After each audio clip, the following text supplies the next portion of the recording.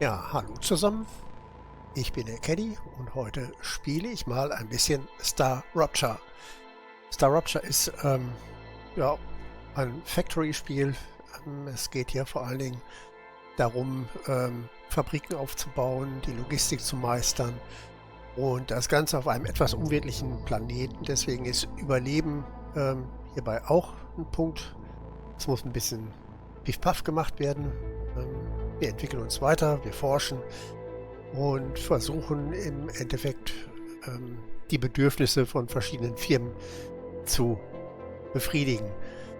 Ich spiele jetzt mal einmal kurz das Tutorial durch und danach geht es dann im freien Spiel weiter. Das heißt, wir starten mal ein neues Spiel. Wir nennen es mal Let's Play. Mach's mal Einzelspieler. Wir machen das Tutorial und wir starten mit dem Spiel. Ich werde, während die ganzen Audiosachen kommen, also die Gespräche in der UI, werde ich die Klappe halten. So, wen wählen wir denn heute mal aus? Den verrückten Biologen, den wahnsinnigen Wissenschaftler, die Ingenieurin oder den fiesen Soldaten? Ich glaube, ich bin mal einfach der Wissenschaftler. Hat aber auf das Spiel keinerlei Einfluss. Höchstens die Gesprächsoption. What the? Please don't move. I want to run a holistic scan. Commencing holistic scan.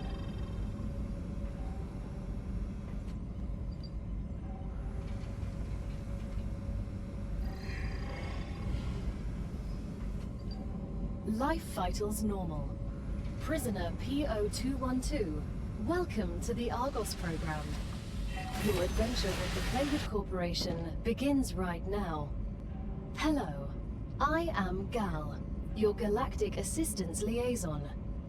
The Claywood Corporation would like to apologize for any inconvenience you may have experienced.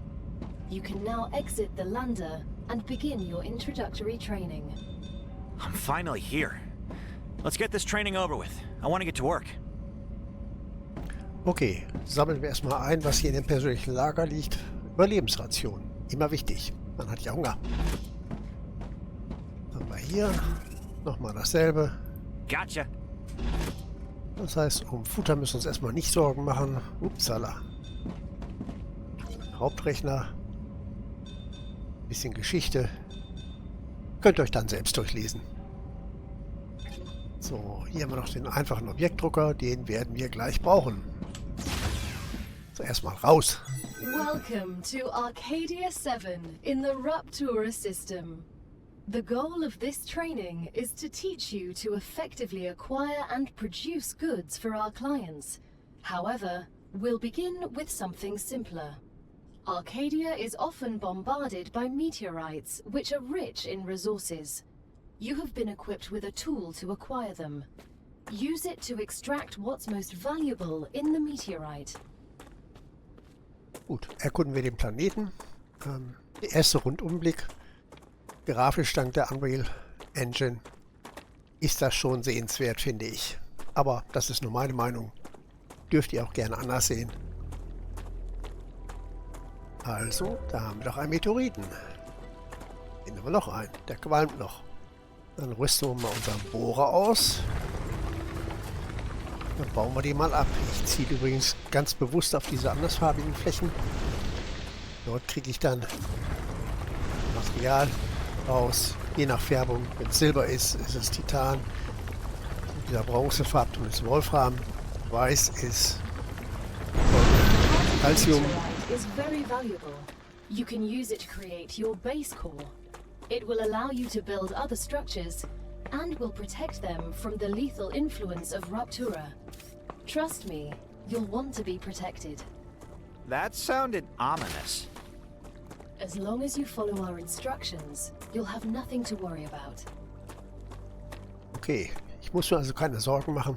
Alles wird gut. So, was haben wir hier? Da haben wir Erzvorkommen. Hier haben wir noch mehr Erzvorkommen. Das hier ist Wolfram. Platzieren wir mal unseren Basiskern. Aber erstmal machen wir hier mal gerade ein bisschen Platz. Wollen nichts verschwenden. Ist da auch noch weg. So. Basiskernplatzierung. Ich stelle den ganz gerne hier vorne auf, sodass ich da hinten diesen Bereich komplett mit eingedeckt habe und beide Ressourcenvorkommen drin habe. Also gehen wir mal ins Baumenü mit B, nehmen uns den Basiskern. Wir wollen ja eine möglichst ebene Fläche haben. Mal sagen, ist das hier... Können wir mal probieren, ob das geht. Ich kann die Höhe festsetzen, indem ich mal auf die Z-Taste drücke. Jetzt bleibt der in dieser Höhenebene. Das sieht eigentlich soweit ganz gut aus. So, jetzt parke ich mir den. Naja, vielleicht doch einen tiefer. Naja, nicht höher, tiefer. Einen tiefer. Packen wir uns mal, wenn wir uns den hier hinstellen.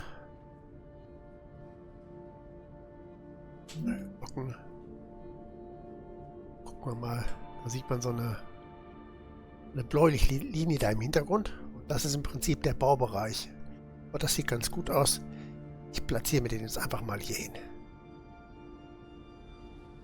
So, da kann ich sowieso nichts machen. Dann machen wir das mal. So. Basiskern steht. You'll need building materials to build the rest of the base. You can create them with the printer in your lander, but gather the necessary components first.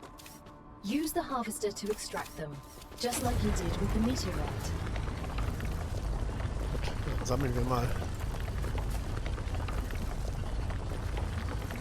Lustigerweise zählt ja hier nicht das, was ich schon im Inventar habe, sondern nur das, was ich gerade abbaue.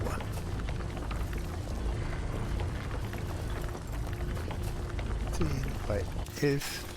Überhitzt das Gerät und muss erstmal abkühlen.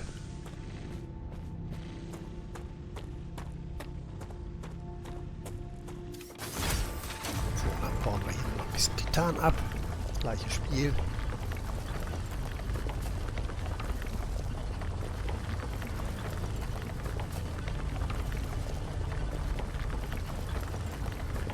I can't believe I'm here. Everything here is fascinating. The Claywood Corporation is very glad to see your enthusiasm. Most convicts do not share it. Most of them are usually idiots who are unable to see the potential in being a pioneer on a new world. Technically, you were not a pioneer. A lot of people came to Arcadia before you. That was a long time ago, and besides, the quality of their research and observations was embarrassing. You need someone who'll notice the important things, like Darwin on the Galapagos Islands, but better. I'm glad, but I will also remind you of your resource gathering duties. Ja, Resource Gathering Duty, würde ich mal sagen, abgeschlossen. Nächster Punkt. Benutzen wir den einfachen Objektdrucker im Landefahrzeug. So. Sprinten geht mit der Shift-Taste, ansonsten Steuerung WASD, die Space-Taste für Springen und die STRG fürs Ducken. Einfaches Baumaterial, Maximum 560, das reicht erstmal. Remember that your body is also a Claywood corporate investment, so it would be good to create a comfortable place for it. Und das erste, was ich hier gelernt habe, ist, denke groß. Und zwar richtig groß. Wir werden die ganze Fläche hier noch zupflastern mit einigen Sachen und wir werden später auch das Ganze ein bisschen outsourcen. Einfach weil wir hier ein Hitzeproblem haben. Jetzt erstmal stellen wir uns einen Wohnkomplex hin. Nehmen wir mal dieselbe Ebene. Der Tower. Blocken wir das wieder ein. Ich stelle den ganz gerne hier unter den Bogen. Weil hier kann ich eben nichts Sinnvolles bauen. So, dann brauchen wir noch eine Tür. Wo bauen wir die hin? Now that you have your shelter, build a printer inside it. That way, you will always have it nearby, thus optimizing your work. Dann will sie einen Printer haben. Haben wir Now gestellt. build a corporate terminal. That will allow you to complete assignments for different companies. which will in turn give you access to new buildings. Das Geschäftsterminal. Wo stellen wir das denn mal hin? Ich glaube mal dahin. Über das Geschäftsterminal bekomme ich später meine Aufträge. Oder ich sehe, was die als Belohnung für meine Aufträge bringen. Jetzt im Training haben wir hier den Trainingskonzern und ich bekomme die Sachen mehr oder weniger quasi so für umsonst. Das ist einmal der orbitale Transporter, um die Sachen an die echten Firmen dann hochzuschicken. Solargeneratoren für Strom und einfache Plattformen, um die Basis auszustatten. The first reward was free, but you'll have to work for the next one. Send us some titanium. How am I supposed to send what I've gathered back to Earth? The same way you got here, but in reverse. Look up at the sky. Once you build an orbital cargo launcher, it will send supplies right through that rift. It will cover light years in seconds. So, jetzt kommt da schon der erste Frachttransporter. Und den stelle ich ganz bewusst hier ganz hinten am maximalen Rand auf.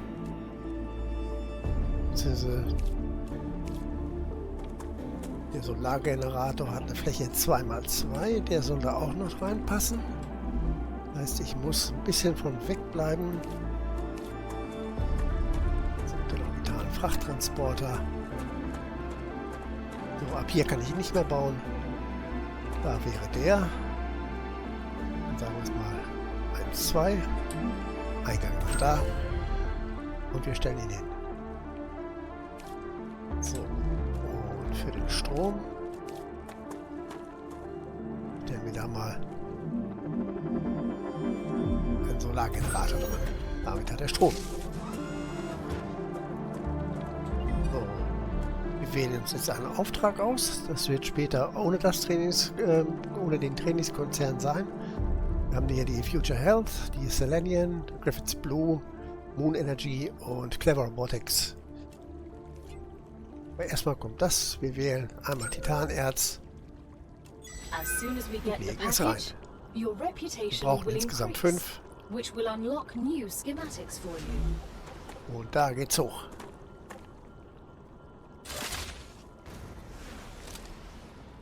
Zwei.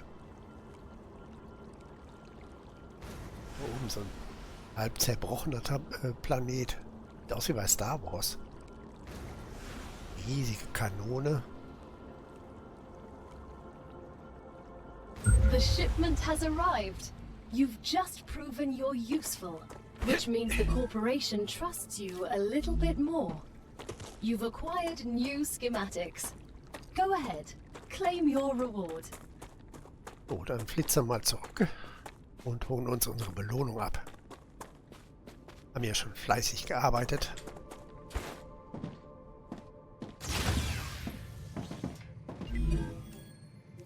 Und wir kriegen den Erdschiffer und Schienen. Die Schienen sind für die Logistik, weil darauf fahren dann unsere kleinen Transportwegelchen. Also nehmen. We've just unlocked new building schematics for you.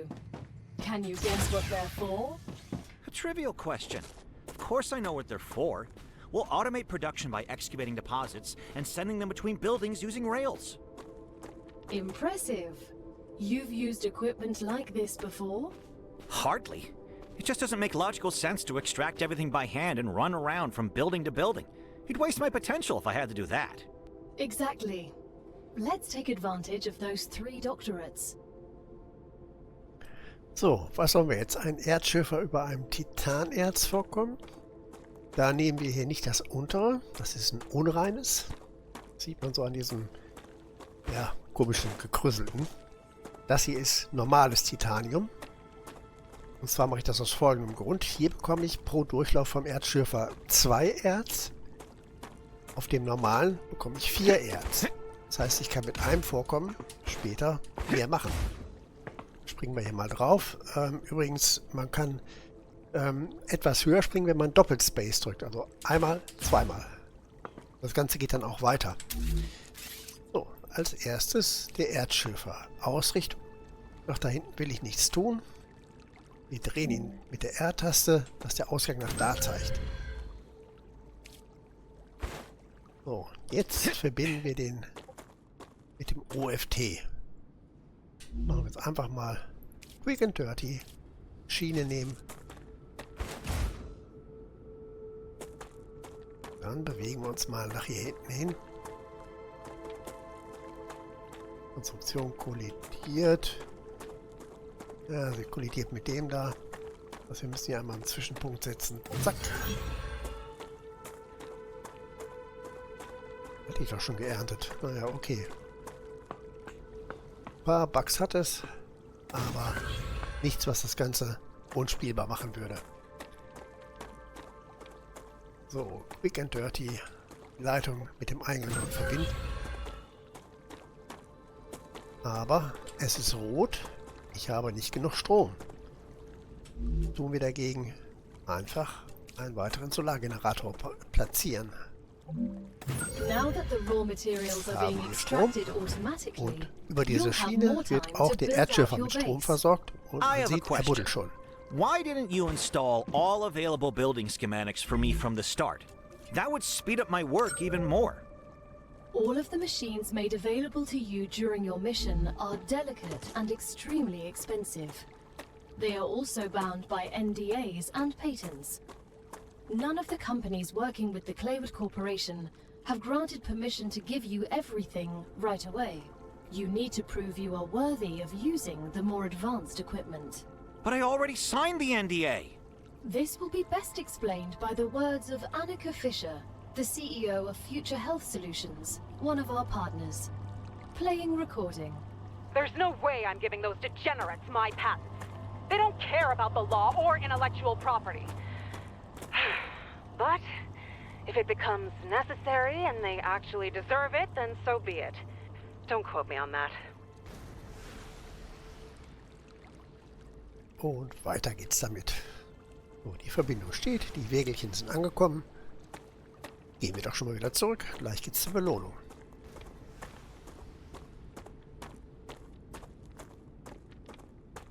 Tatsächlich macht das relativ viel Zeit aus. Also das Spiel frisst auch viel Zeit. Einfach indem man darauf wartet, dass Aufträge abgeschlossen werden. Weil man hat zu Anfang zwar wirklich viel zu tun, was Bauen angeht. Später ist es dann aber eigentlich eher darauf warten, dass die Aufträge verschickt werden und man sich weiterentwickeln kann. 35% haben wir schon. Kann ich eigentlich Fenster bauen? Ich kann Fenster bauen. Oh, das ist cool.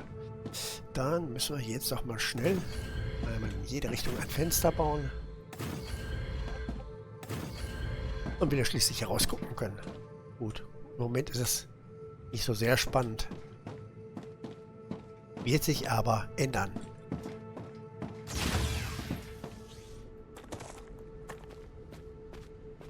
Da hinten am Himmel, da sieht man so feuriges Zeugs und das wird ziemlich warm hier werden. Aber dazu kommen wir, wenn es soweit ist. Da muss ich gar nichts weiter tun. Wir gucken mal hier rein. Warten auf unseren Erfolg. Schauen, was wir dann bauen können.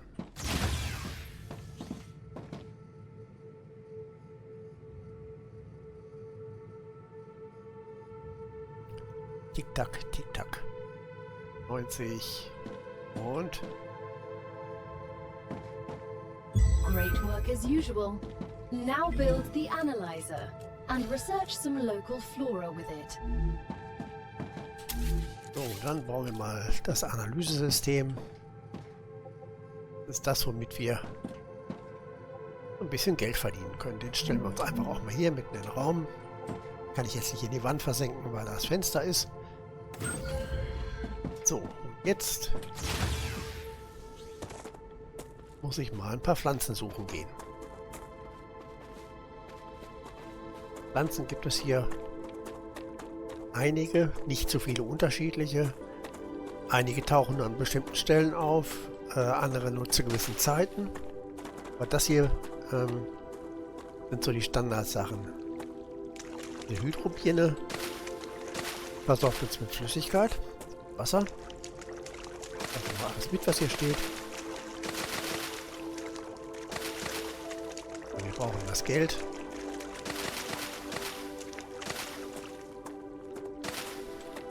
Und diese Polyfrucht, die findet man quasi überall. Die versorgt uns mit Nahrung. Alles einsacken. Was wir haben wir besser haben, wie brauchen.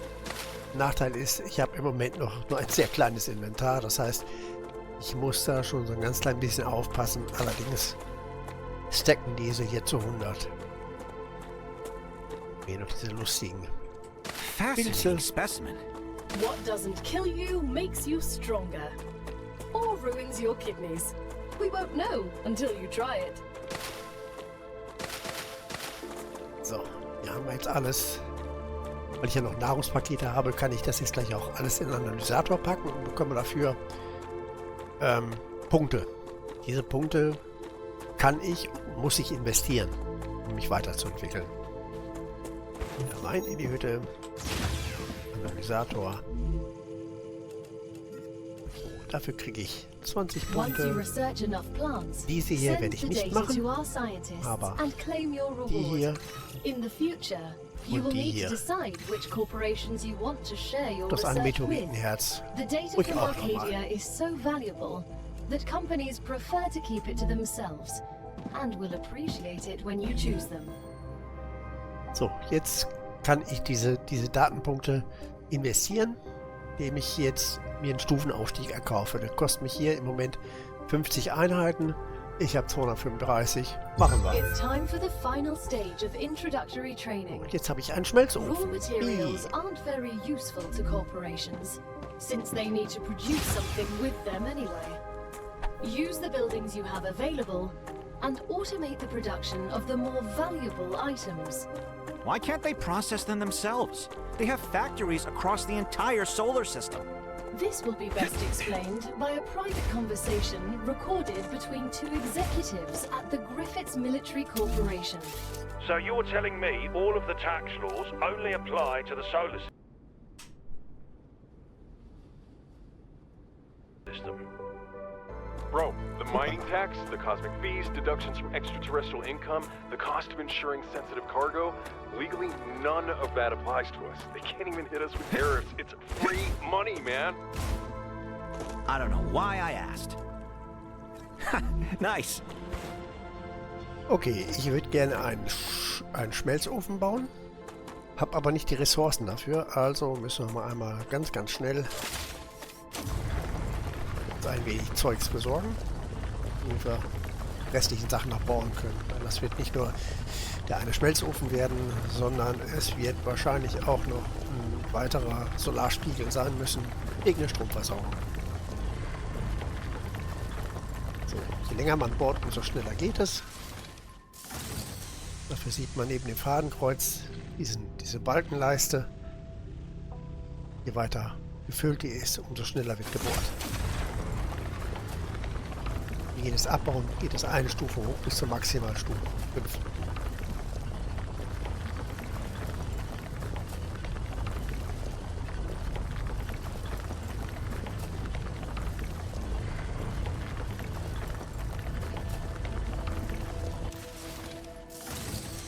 Das sollte reichen. Gehen wir mal wieder zurück zum Drucker. Dieses Abkühlen, das funktioniert automatisch, wenn er überhitzt. Ich kann das aber auch manuell anstoßen, indem ich auf die Nachladentaste R drücke. So, einfaches Baumaterial. Max. Wir haben wieder 330. Das reicht auf jeden Fall für den Smelter. Und eine Solaranlage.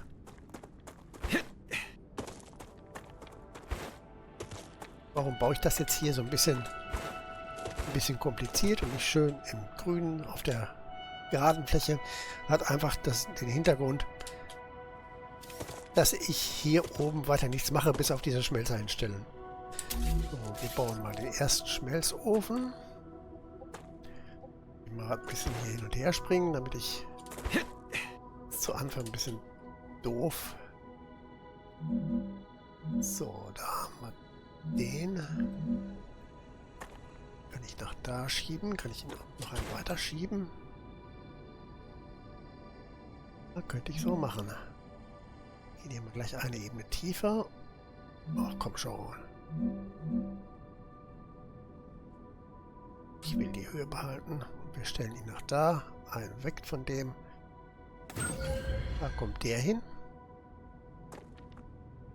So, jetzt sollen wir abreißen. Das geht über die Taste F, dann kommt das Abrisstool. Nehmen den hier weg. Jetzt bauen wir eine neue Verbindung direkt zu dem Schmelzofen. Ja, komme ich da nicht drauf gesprungen, verdammte Axt. Aber hier komme ich drauf. So, deswegen habe ich auch ein bisschen Platz gelassen. Wir stellen jetzt den hier hin. Ich nehme dafür diese Kreuzverbindung, weil ich hier gleich 2 Schmelzöfen anschließen will und einmal gebaut. Ist das ja auch okay. So, wir brauchen die Schiene und dort an das Kreuz. Und dann gehen wir hier raus an den. So, jetzt machen wir wieder Quick and Dirty. Eine Leitung aus dem Schmelzofen in diese Richtung. Direkt. Das geht direkt. Das ist ja Wunderbärchen. So, und jetzt brauchen wir Titanbarren im Schmelzofen. Ach ja. So, einmal einstellen. Dieser Schmelzofen kann Titanbarren, Wolframbarren und später noch den Calciumblock. Wir brauchen den Titanbarren. Wir haben sogar genug Strom. Und es läuft. Das Erz geht es in den Schmelzofen. Und baut daraus Titanblöcke. Achso, ich muss natürlich unten auch noch sagen, bitte verschicke unsere Barren. Jedes Mal falle ich da wieder drauf rein.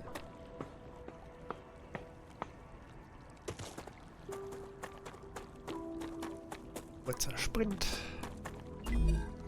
Trainingskonzern. We're nearing Ich the will da end of 100 our Stück training. haben. Please answer the following Und da macht sich die questions. Karawane auf den On a Weg. scale of 1 to 10, how anxious does being incinerated alive make you feel? Since this is the first question, to establish a good baseline, I will answer 5. Understood. On a scale of 1 to 10, how afraid are you of arachnids about a meter in diameter? It's unnerving how specific that question is. There's no need.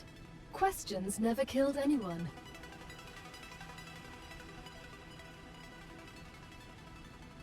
So, und schon läuft das Ganze vollautomatisch ab.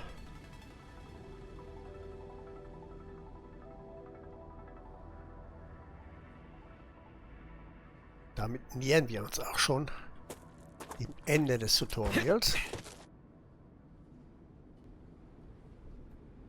In den nächsten Folgen wird diese Basis hier Stück für Stück weiter aufgebaut. Wir werden uns weiterentwickeln. Wir werden erkunden. Und die ersten Blaupausen vielleicht auch schon schaffen. Wenn wir ein bisschen Glück haben. Aber dazu kommen wir dann, wenn es soweit ist. Aber grundsätzlich muss ich sagen, das ist schon grafisch, es beeindruckt mich.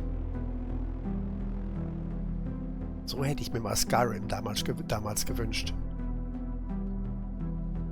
Da schmilzt schon nichts mehr, baggert nicht mehr.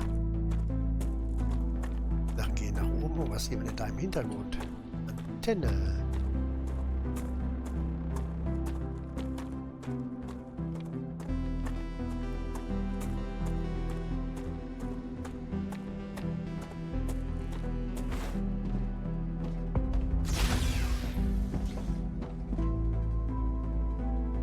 Noch geht das alles sehr schnell. Das wird später etwas langwieriger werden, vor allem wenn Lieferketten dann lang werden.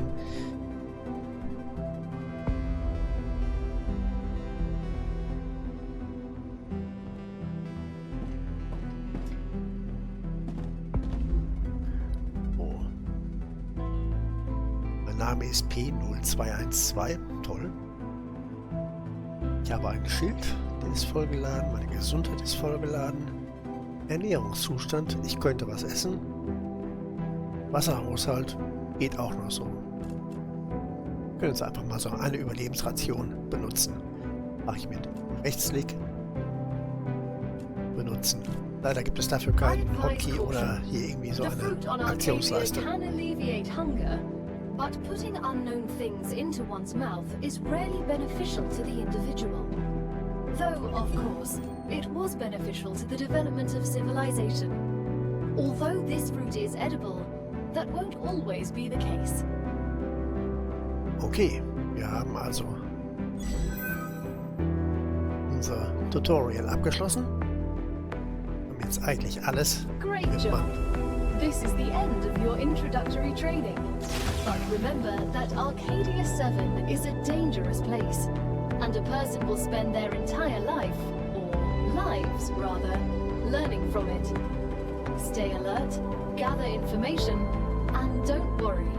I'm always by your side, watching your every move. Is that a threat? It's for your own safety. I will now remove the introductory training restrictions. Location barrier disabled. Sedative injector disconnected. Communications channel active. Awakening other crew members. Ready. The Claywood Corporation hopes you will have a wonderful adventure and quickly pay off your debt. Good luck! Ja, das war dann das Tutorial. Wenn man das überspringt, bekommt man im Prinzip alles, was ich jetzt gebaut habe, schon so von vornherein. Aber das Tutorial ist schon ganz nett, um so die Grundzüge des Spiels zu erfahren. Okay, im nächsten Teil werden wir dann sehen, dass wir diese Basis anfangen auszubauen. Da kommt dort oben noch eine zweite Schmelzhütte hin. Wir bauen hier auch noch entsprechend einen Schürfer für das Wolfram. Und dann werden wir auch noch hier hinten so ganz klein bisschen ausbauen und die ersten Züge der Logistiklinie dann ziehen. Weil die Logistik ist das A und O. Wenn die blockiert, dann funktioniert später gar nichts mehr. Aber dazu kommen wir, wenn es dann soweit ist. In diesem Sinne, vielen Dank fürs Zuschauen und bis zum nächsten Mal. Tschüssi!